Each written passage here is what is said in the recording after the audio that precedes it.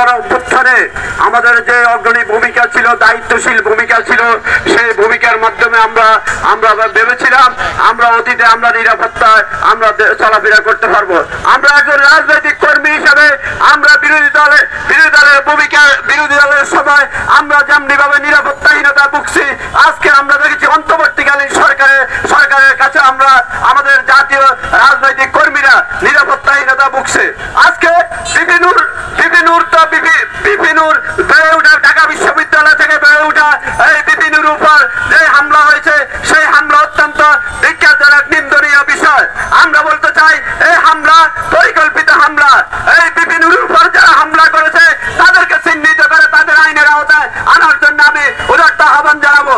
আজকে আমরা দেখেছি জাকপার নেতা খন্দকার লুৎফুর রহমানের উপরে তেমনি ভাবে হামলা করা হয়েছে।